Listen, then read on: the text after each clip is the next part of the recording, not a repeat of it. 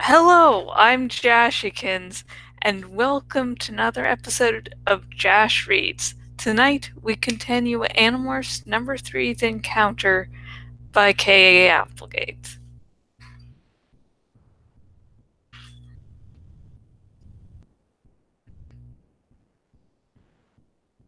Hork-bajir! The first time I'd seen them was at the construction site. I was still fully human then. It was while Vischer 3 was taunting the fallen Andalite. The five of us had been cowering behind a low wall. A hork-bajir had been within a few feet of us. The Andalite told us they had once been a good people, the hork-bajir, that despite their fearsome appearance, they were a gentle race. But the hork-bajir were all controllers now.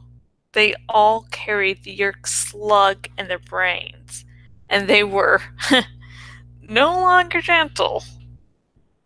I made a sharp turn back. I had to warn the others. I passed over a group of the park rangers and swooped low enough to read one man's watch. My friends had been in Morph for more than an hour. Great. Low on time, and the hork-bajir are here.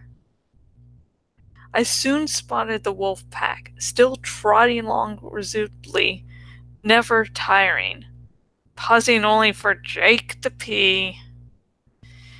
I dived toward them. Just over their heads, I pulled up suddenly. They yelped and scampered around. Jake bared his fangs. I came to rest on a decayed log. Instantly, as if on command, the others started fanning out around me, encircling me. The five of them were acting like a wolf pack surrounding prey. In their own way, they kind of reminded me of the hork-bajir. Hey, it's just me. Relax, I said. No answer. Jake snarled a brief command at one of the others. Wait a minute. Five? Five wolves? Jake, it wasn't really Jake, leapt at me. Whoa! Wolves don't usually hurt humans, but they will definitely eat a bird when they're hungry enough. And one thing you don't ever want to see is a hungry wolf, yellow fangs bared, gold brown eyes glaring, fur bristling, coming at you. I flapped my wings hard. The big wolf went shooting past, barely, but the rest were all around me. I flapped again and got airborne but just a few inches. I was skimming wildly over the pine needle carpet, flapping for all I was worth, with five determined wolves hot on my tail. Shwoom! I caught the tiniest headwind, but it was all I needed. I was up and out of there, while the wolves yowled and snapped their powerful jaws in frustration below me. 10 minutes later, I found a second wolf pack. This time I counted 4 wolves. Still, I was cautious. Is that you guys? Who else would it be? Marco asked. Don't ask, I said. Look, we have trouble. I flapped down to a low branch and rested my wings. I was still a little shaken up from my close call with the wrong wolves. There's a lake just a little way ahead. It's crawling with park rangers who aren't really park rangers. Yeah, I thought I smelled water. And humans, Cassie said. How do you know they aren't real park rangers? Jake asked. Because real park rangers don't carry machine guns, I said. Plus, they don't hang around with hork-bajir. Hork-bajir? Cassie said. Cassie asked shakily.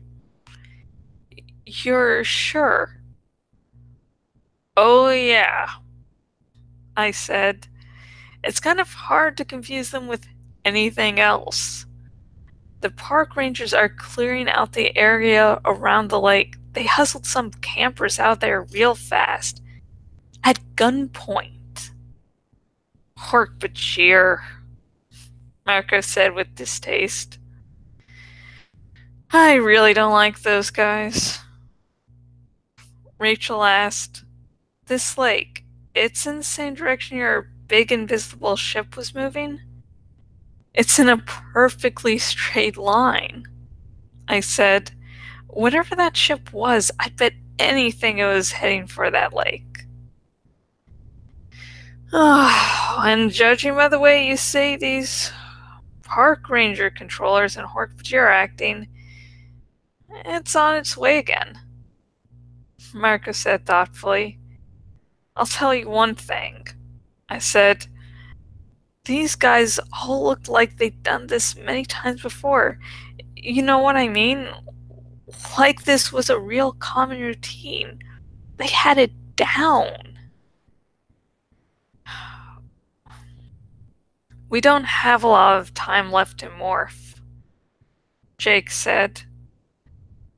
But it would be a shame to miss the chance to find out what this is all about. I say go for it, Rachel said.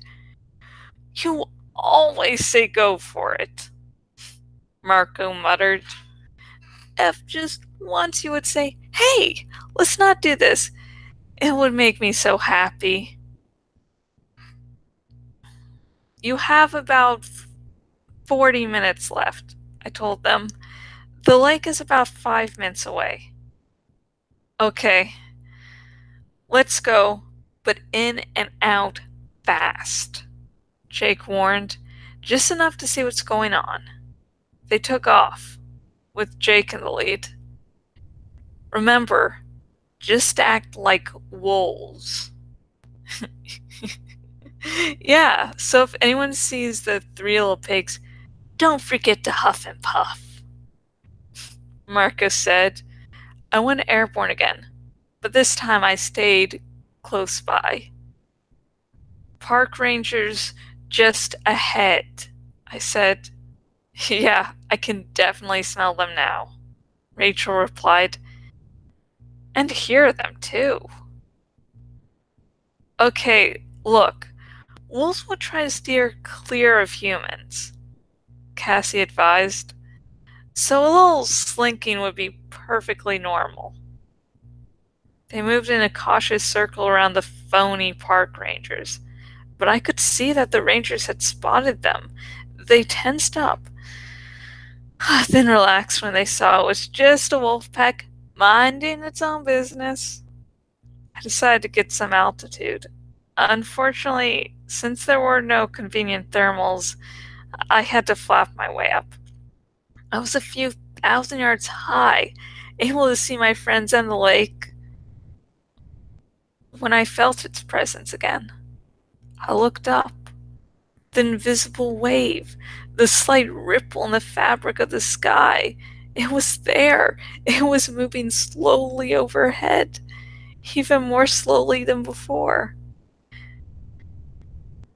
And then, as I watched, it was invisible no more. Dun dun dun! Oh, God. Hang on. I need to drink.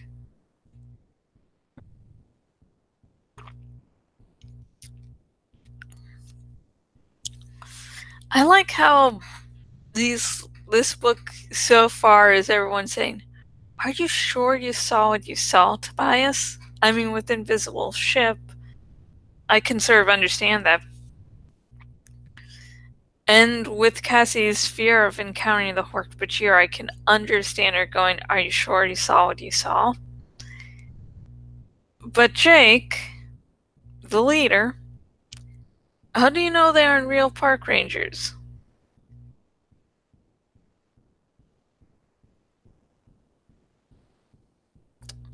Jake is not known for his smarts.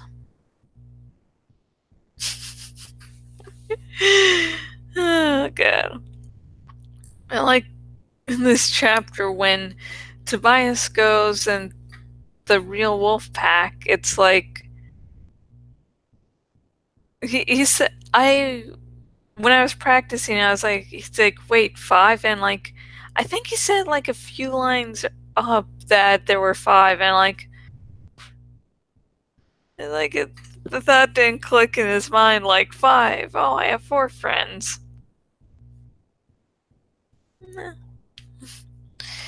But it was, yeah. So at least you're going to finally find out, about the invisible ship next chapter. And so I can't talk about that here. So I'll talk about it in the next video when we cover it. So, if you have any thoughts about this chapter, please comment below. Just remember, no major spoilers. Nothing that will ruin it for people watching. The thing is, I sort of want people who are new to the series to get drawn into the series by these videos, so if you ruin something major, it will actually probably affect their enjoyment, because some of those plot twists won't really have as meaningful an impact if you know them beforehand. And anyone who's read the series knows what I'm talking, at least a few moments I'm talking about. Some big key, plot twists, don't need that to be ruined for everyone. And if you do want to, talk spoilers, there's a link in the description on YouTube to my Tumblr ask box, so you can just ask away, ask anything.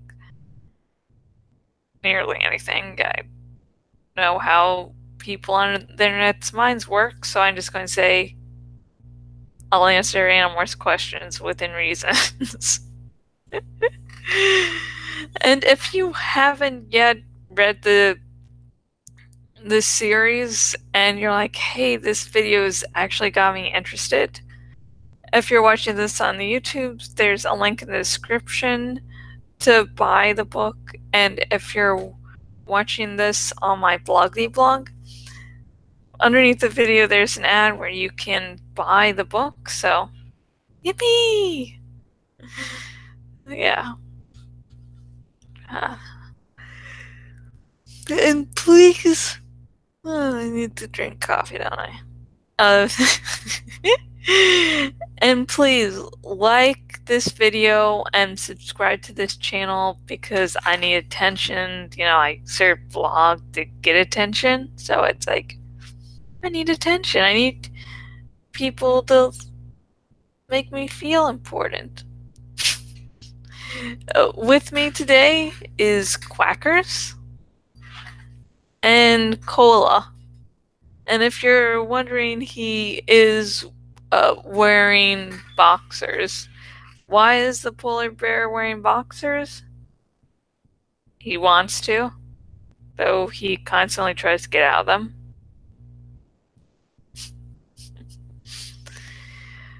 And okay, personal update.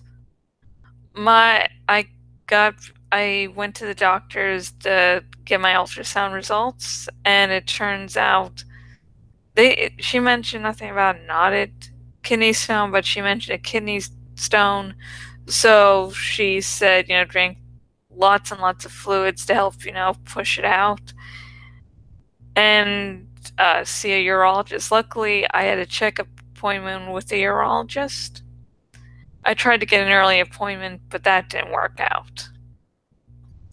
And so I have the, regularly scheduled appointment.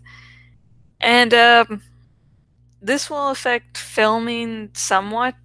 I don't know how much, but by the end of the month, I believe me and my fiance's house is actually going to be finished, so I'm going to be moving soonish. So I'm actually really nervous and really excited. Like I've been waiting to leave this fucking house since I got here. And I actually came to stay with my dad to finish college. I only had GE courses, so I got the credits at a community college. So I've been waiting so long to get out, and I'm excited, really excited to leave and be with someone I love. And and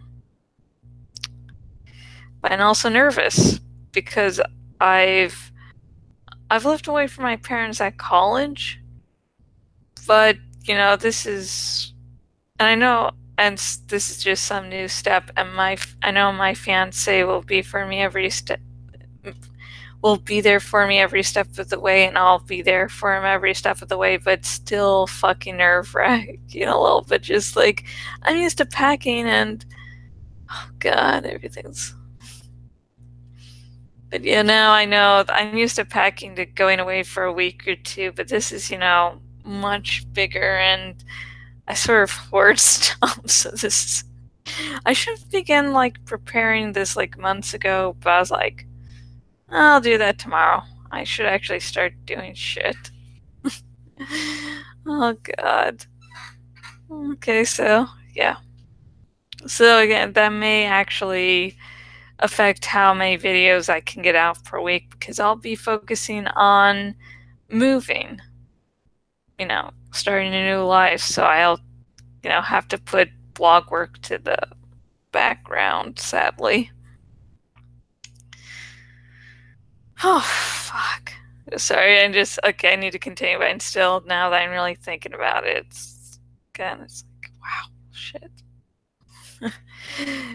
Anyways, this is the part of the video where I drink a little sake and, make, hopeful statements. And I drink sake, and if you want to join in, you can drink your favorite alcohol or liquor or whatever's lying around. And if you don't drink alcohol for whatever reason, drink milk, orange juice. I'm drinking water here. Water is fucking awesome and actually healthy. And since it was doctor orders for me to drink a lot, yeah, I've been drinking a lot and peeing a lot. Hey. So here's some hopeful things. Everyone's health. No, everyone stays healthy. My fiance, Rev Resner, has been sort of under the weather, so thoughts out to him. Yeah. Just hoping that my move will actually won't end in disaster. And yeah. Well. And if you have anything you want me to mention on this little segment, comment below, and next episode I will make mention. I will mention it at this part. Oh. God damn, I really turned that tighter and just turning really fucking weak. Cheers.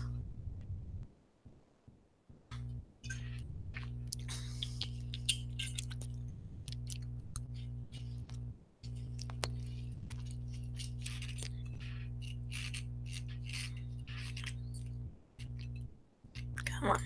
Okay, yeah, that's why it's so tight, because I know I fucking go.